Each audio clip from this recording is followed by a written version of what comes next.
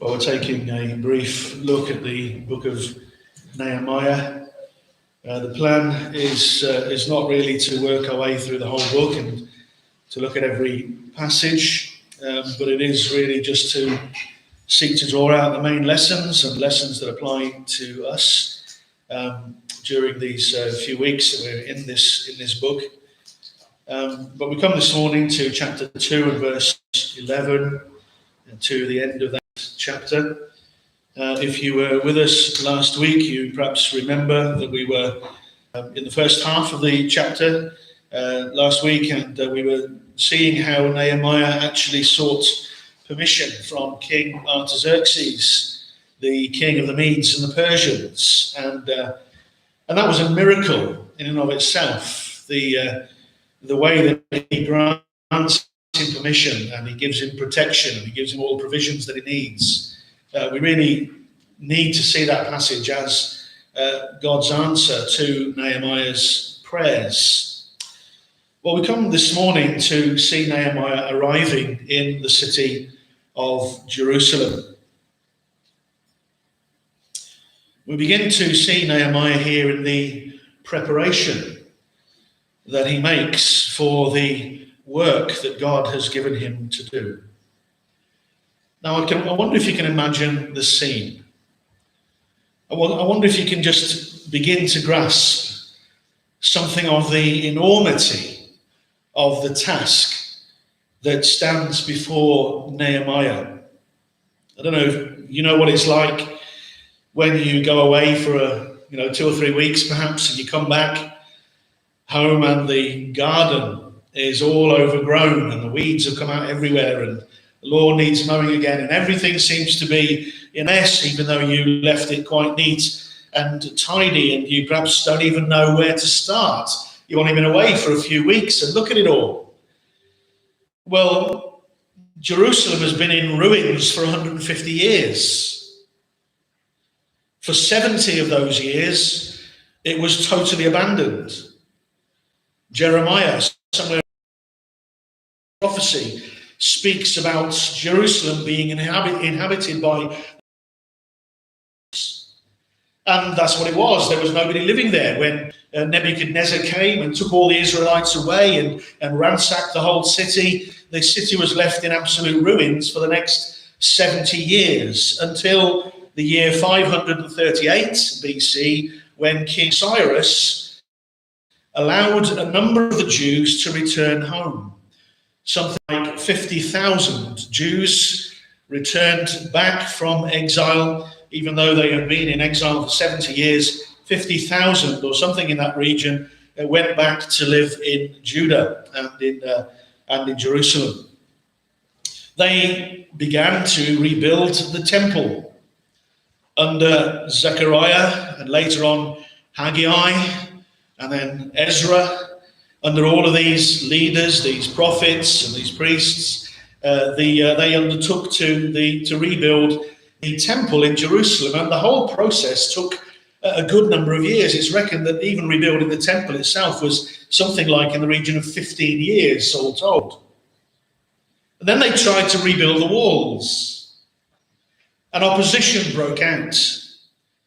And the opposition was so fierce, as we've read in Ezra chapter 4 a couple of weeks ago, the opposition was so fierce that the work had to stop. The king back in Susa, a different king to Artaxerxes, but a king, made a decree that they were to stop, and they were stopped by force. And for years now, nothing has happened in Jerusalem. The walls have been in ruins, the gates have been burned, and everything is just lying in ruins, even though there's a number of people living there in the city. And when Nehemiah comes, when Nehemiah turns up, I wonder if you can imagine then the enormity of the task that faces him and how daunting it must have been, don't you think? These walls, well, it's not just a garden wall, is it, that we're talking about here? We're not just talking about a few blocks that need replacing and a couple of cracks maybe that need cementing over or something like that.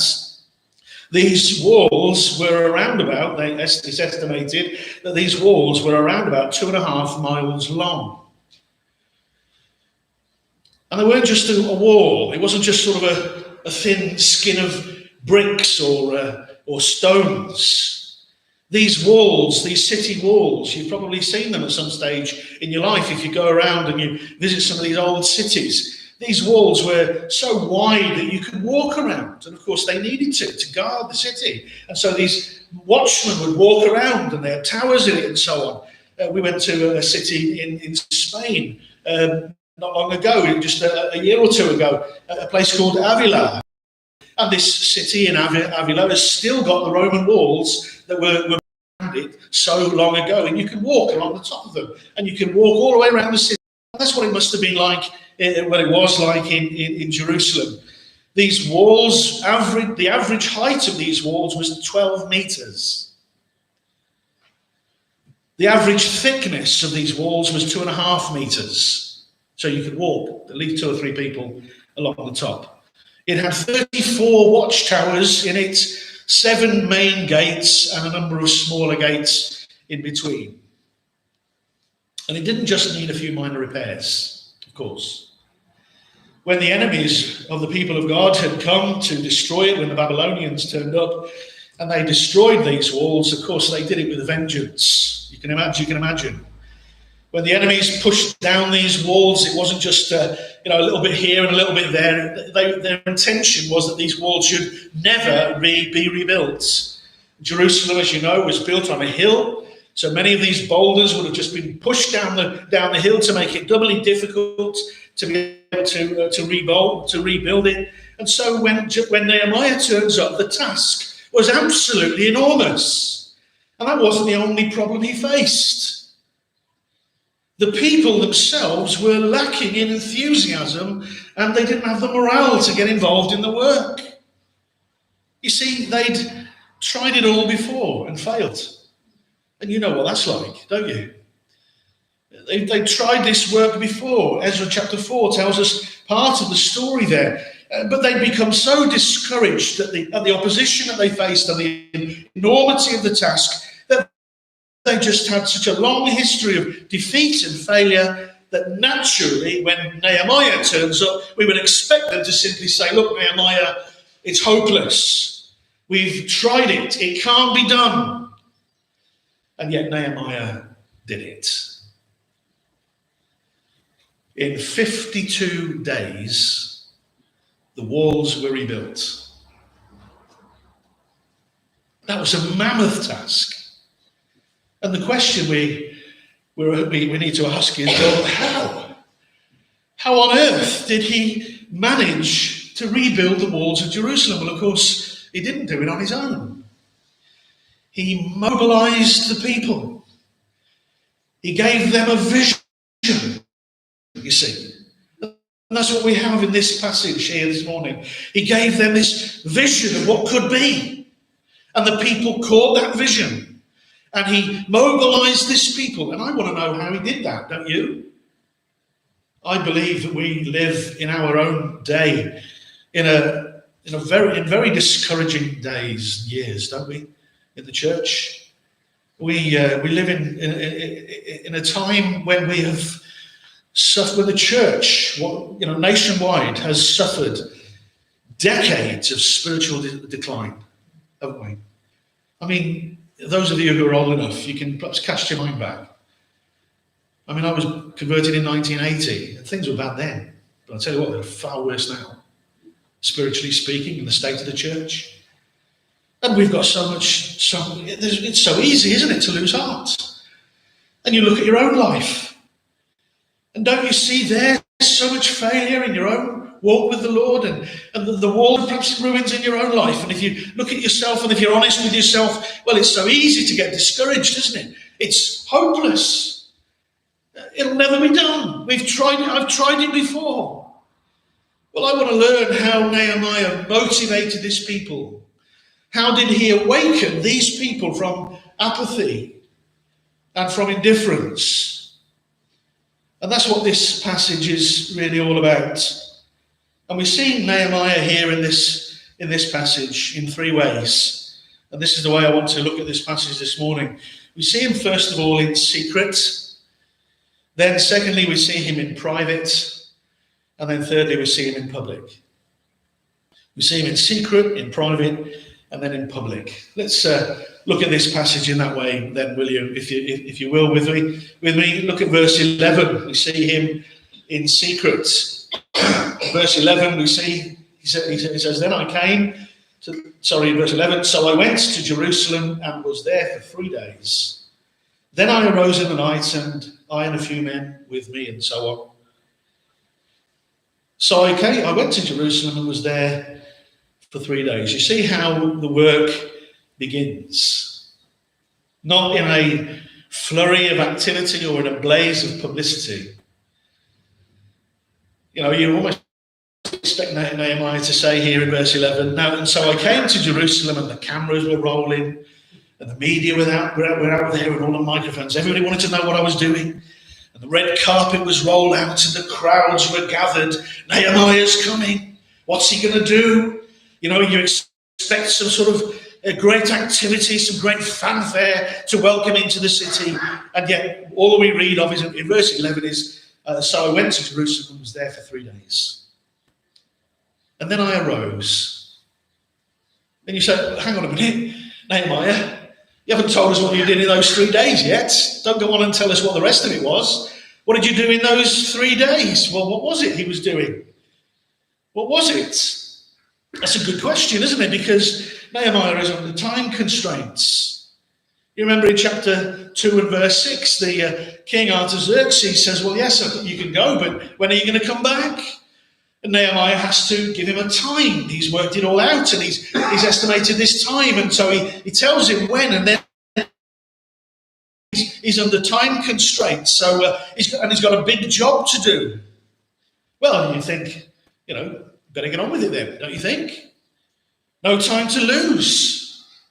And yet, for 3 days, he does nothing. Why? Well, maybe it was jet lag. Well, of course, they didn't have planes in those days. But he had come on a long journey. Something in the region of 4 months it would have taken him to get there, back to Jerusalem. And so after 4 months on the road, you'd think, well, yeah, of course, he needed a rest. And so, Nehemiah at least got the sense to have a little break before he starts the work. And of course, that's a good principle, isn't it? That's right. That's biblical, isn't it? Even Jesus would withdraw from the crowd at times. And there was a time, wasn't there, when he says to his disciples, come aside and rest.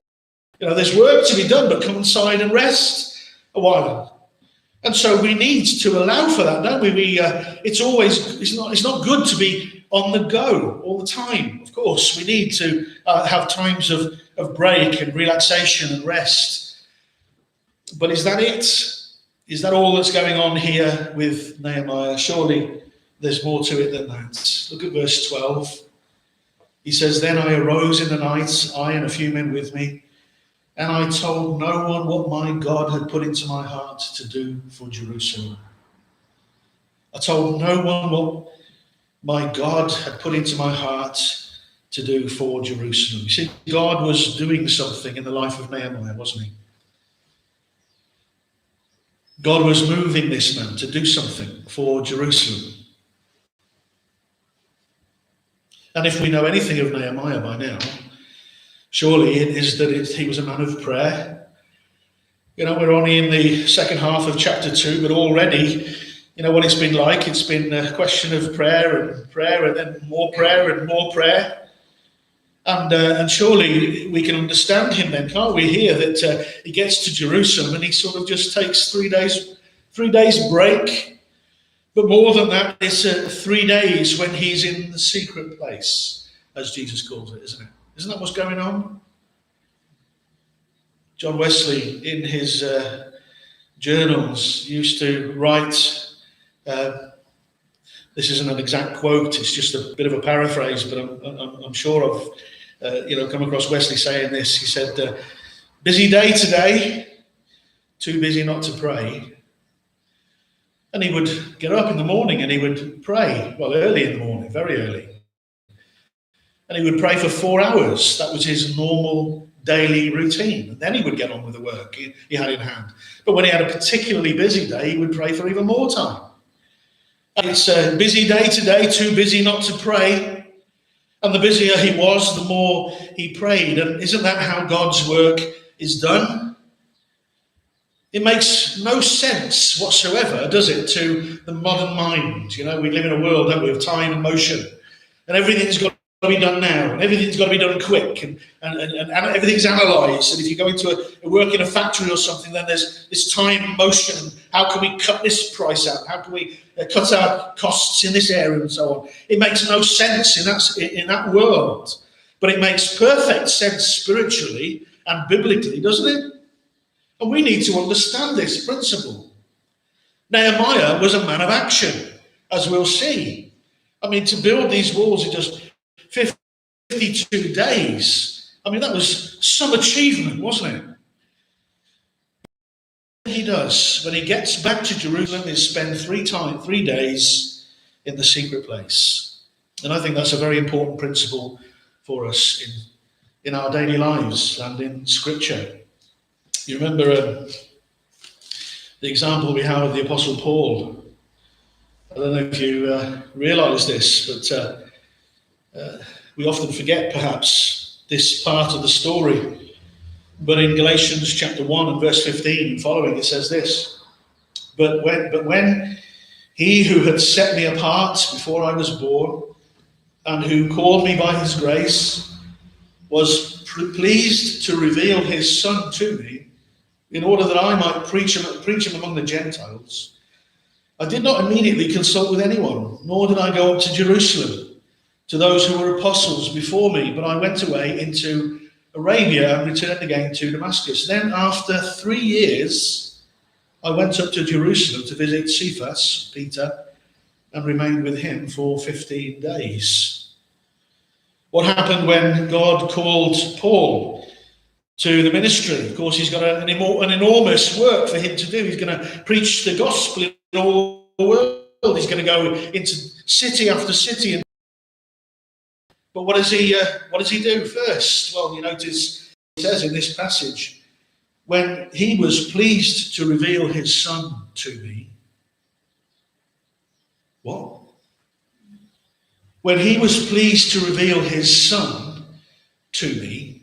And the commentators and the translators, they struggle with that, because surely he means in me or through me to the Gentiles.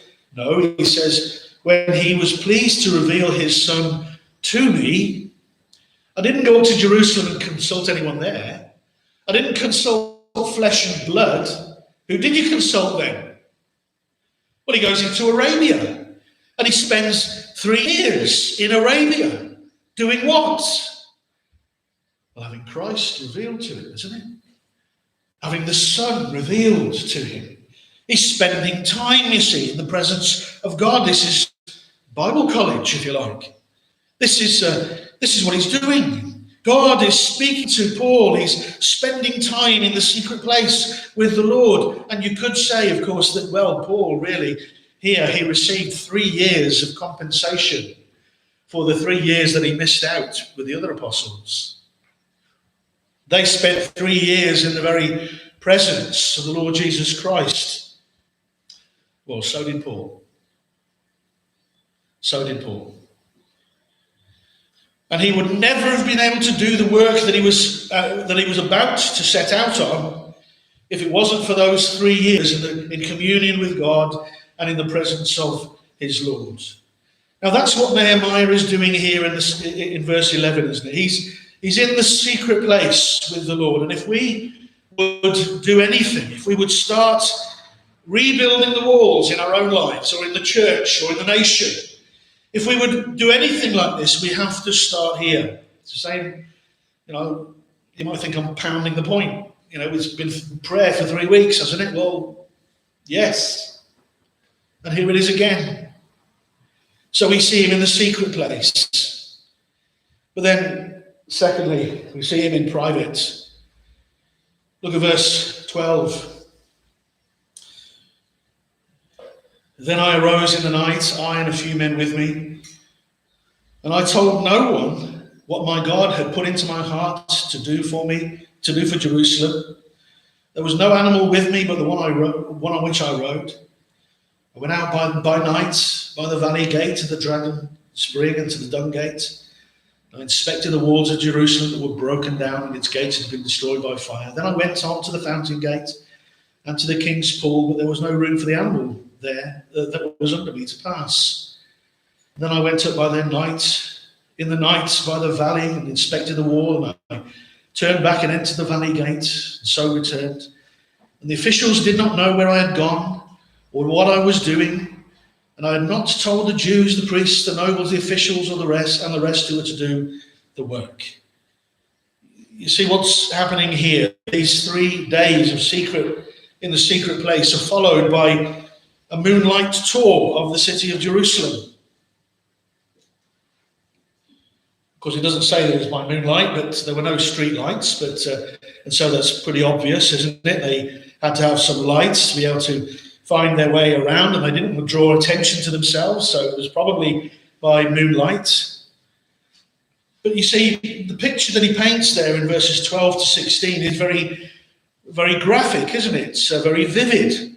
You can just imagine him and a few of his friends. He says he takes a few men with him in verse 12. And you can just imagine this small band of men making their way around the outside of the walls of Jerusalem. And it's all very deliberately secretive, isn't it? I don't know how many times we're told that it was by night. And how many times we're told, it says, I told no one. This was a private tour between him and just a few of his friends and colleagues. Now, why? Why did he do all of that? What's going on here? Well, let me put it in the words of a British historian who, by simply analysing history, came up with this. I think he's right. Arnold Toynbee said this: apathy can only be overcome by enthusiasm, and enthusiasm can only be aroused by 2 things. First, an ideal which takes the imagination by storm, and secondly, a definite, intelligible plan for carrying that ideal into practice. I think that's very helpful, and I think that explains to a large extent what's actually going on here and why Nehemiah goes around in private with just a few of his friends. This is what's going on. Nehemiah, you see, has got a vision, hasn't he? God has put this burden on his heart to rebuild the walls of Jerusalem. This ideal, this vision has taken his form. But Nehemiah is not some, glassy-eyed idealist.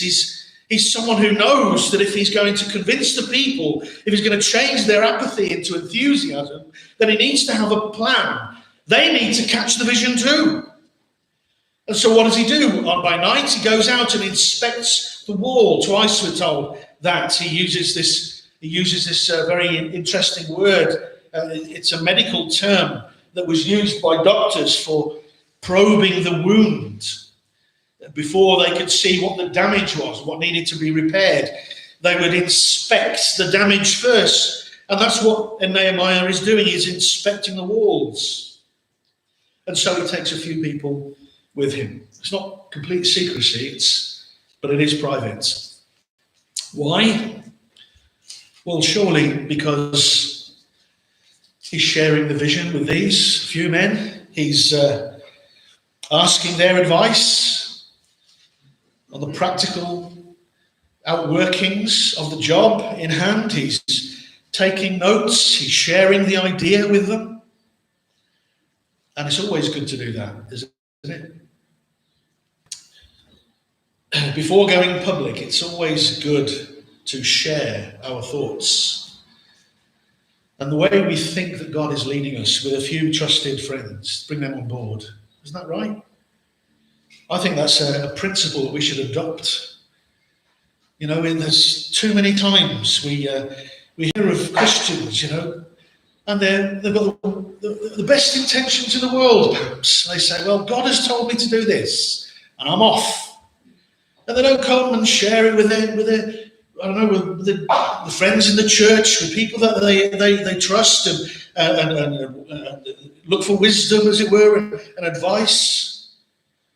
The book of Proverbs says, in the multitude of counselors there is safety. And that ought to be a fixed principle in our guidance. Whenever we believe that God is leading us to do something, bring a few people on board first. Just share it with one or two people before you go public and sort of declare this is what's going to happen. Just share it with a few people. That's so important. Because when we don't do that, then very often it can result in disaster and regret.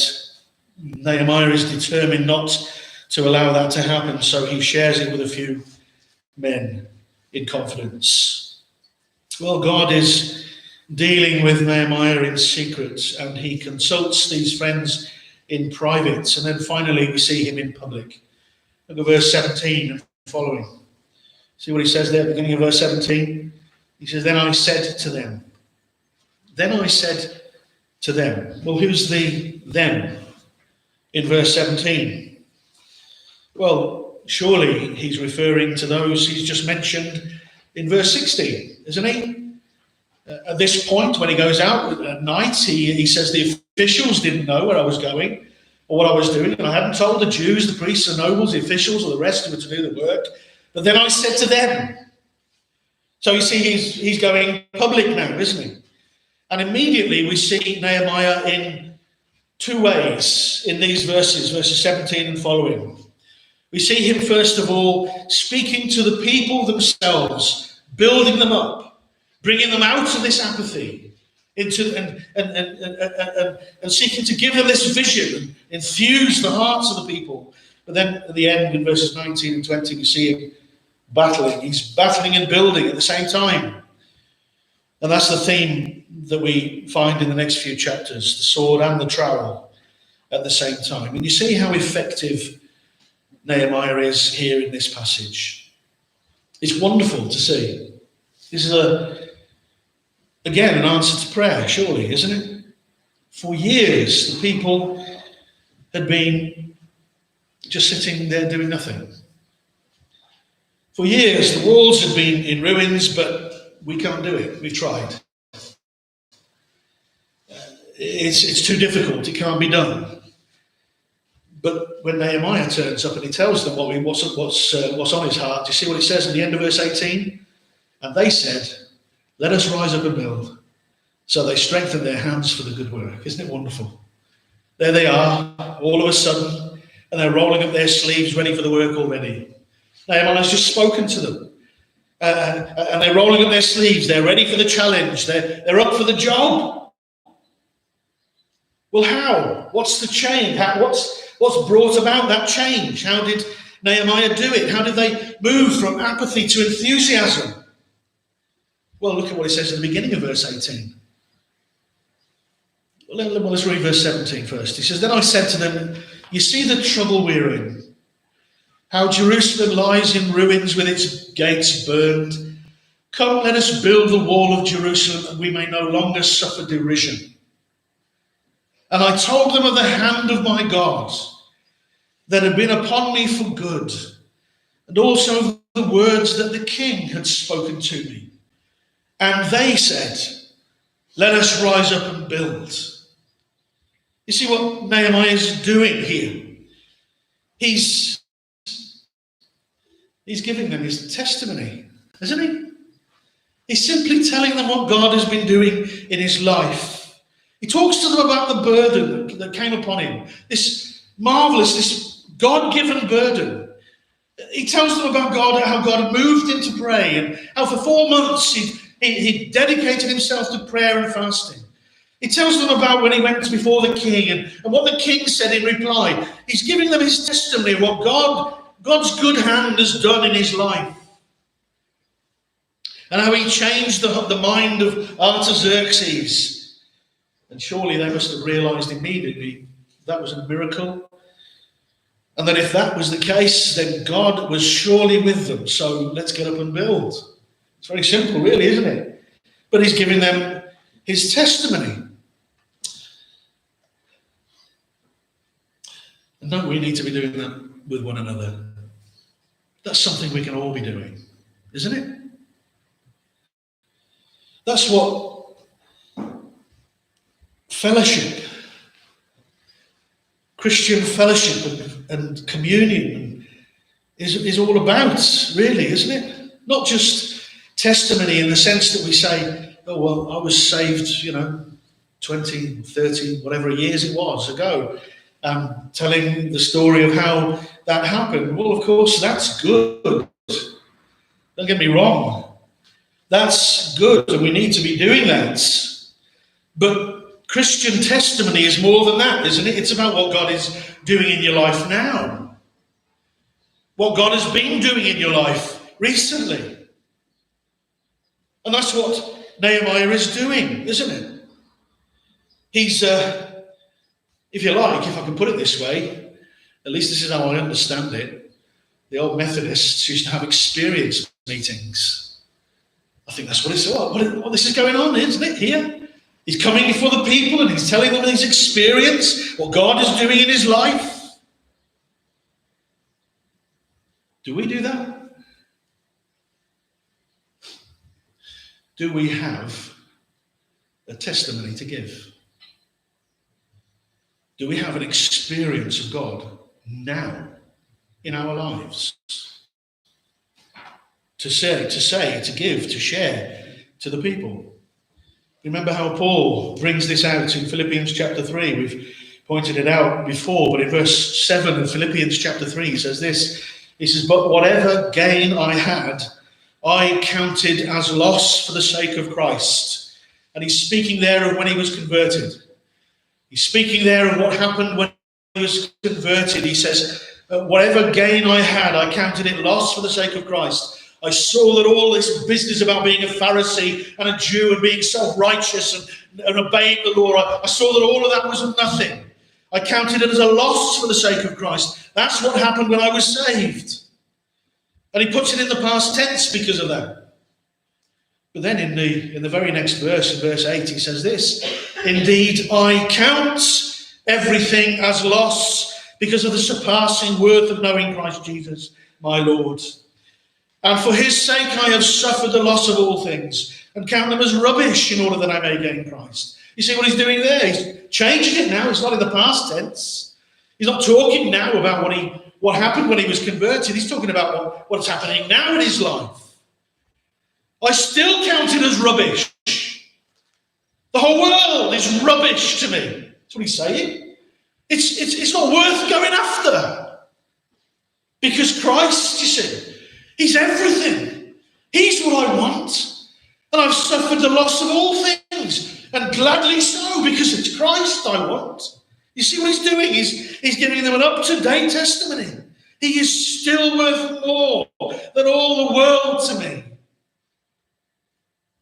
Well, how about you? Is he still worth more than all the world to you? Do we talk like that? Do we share with one another in that way? Or perhaps you think to yourself, well, I'd like to, but I'm afraid. You know what it's like? Maybe you think to yourself in your heart of hearts, well, the truth is I'm not going on well. And I can't say those words. And I can't give that kind of a testimony. And I don't really know his nearness in life, perhaps as I once did. And so maybe you're afraid to open up, and maybe you're afraid to share your experience and your ongoing testimony at the moment. Well, you notice what Nehemiah does.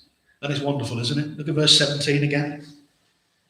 Then I said to them, you see the trouble we are in. How Jerusalem lies in ruins with its gates burned. Come, let us build the walls of Jerusalem that we may no longer suffer derision. He puts it in the first person, plural, doesn't he? We, us, look at the mess that we're in. In other words, he doesn't come to these people and say, he's just arrived from a foreign country. He hasn't been in Jerusalem for more than 3 days. You'd expect him to come and say, well, what have you been doing? Look at the walls around you. Why haven't you even attempted to do anything? Why haven't you built them up? He doesn't do that, does he? He comes and he identifies with them. Look at the derision. Look at the shame. He identifies with them in fellowship.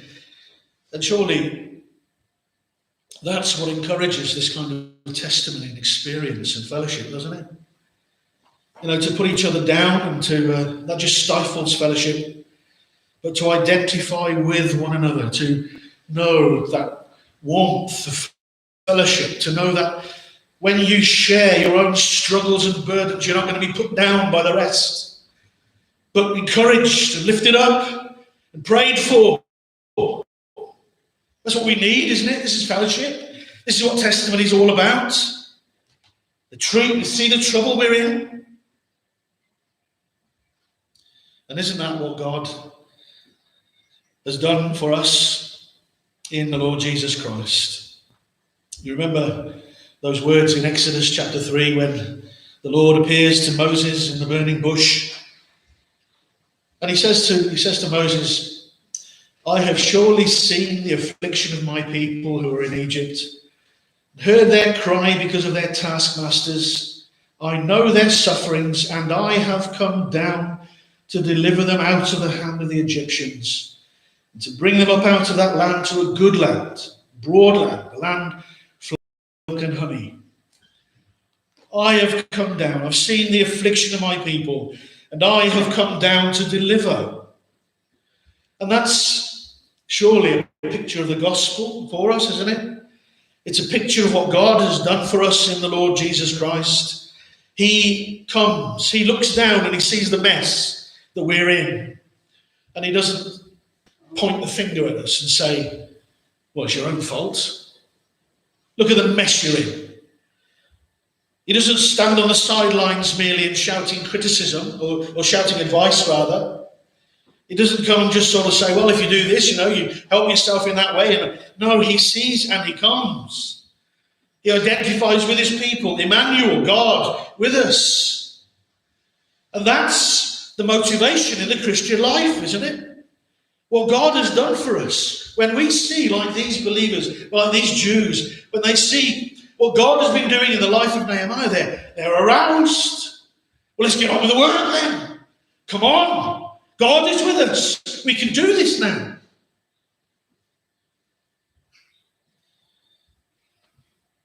And isn't that what we really need today? If we're honest with ourselves, the walls are down. In the church, in our own personal lives, in the nation as a whole, the walls are down. There's no defense. The enemy of our souls is walking all over us. And what are we to do about it? Well, we're to build the walls. Oh, but it's hopeless. I've tried it before. There's sin in my life, and I've struggled against it, and it always keeps going, it's just hopeless. And I'm just sort of cruising along. My Christian life is just sort of, passively sort of drifting along, and I've got really no hope and enthusiasm. Well, listen to Nehemiah. Listen to what he says. This is what God has done in my life, and this is what God can do in yours. Isn't it? Let's build. Now, that's not saying it's going to be easy. You get serious in your Christian life, and all hell will be let loose against you. You can bank on that. Honestly, you get really serious in your Christian life and all out for him, and you'll know about it. As we were saying last week, you'll have a target on your back. And that's what happens here, isn't it? These people say, come on, let's get on and build. So they strengthen their hands for the good work. And then immediately, verse 19, But when Sanballat the Honorite and Tobiah the Ammonite servant and Geshem the Arab heard of it, they jeered at us and despised us and said, "What is this thing you are doing? Are you rebelling against the king? We're going to tell. We'll tell on you.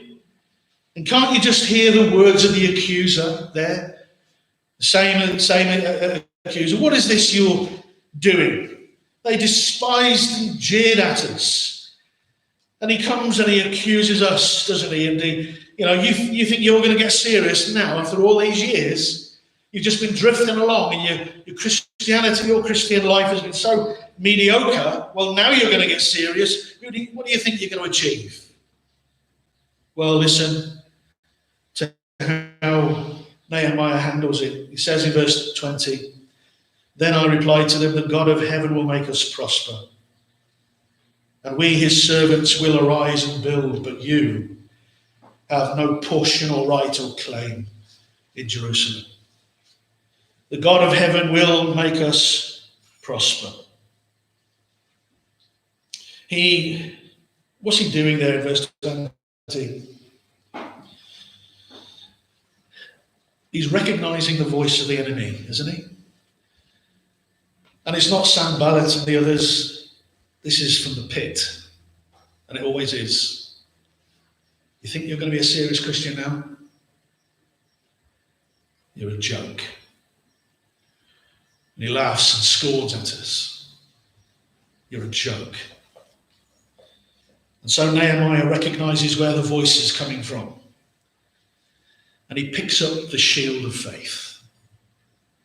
The God of heaven will make us prosper, and we his servants will arise and build, but you have no portion or right or claim in Jerusalem. And we must do the same, surely. We must pick up the shield of faith.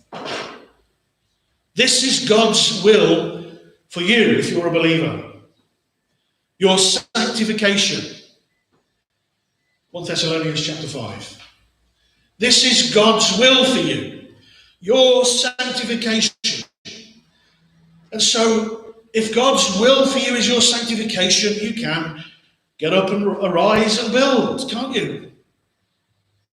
And you see, this is what the Christian life is really all about, isn't it? It's both a building and a battlefield at the same time. And we need to remember that. We're not in a holiday camp, are we? To look at some Christians, you'd think that we were just living in a holiday camp. No, we're here to build, and we're here to battle. They did it because of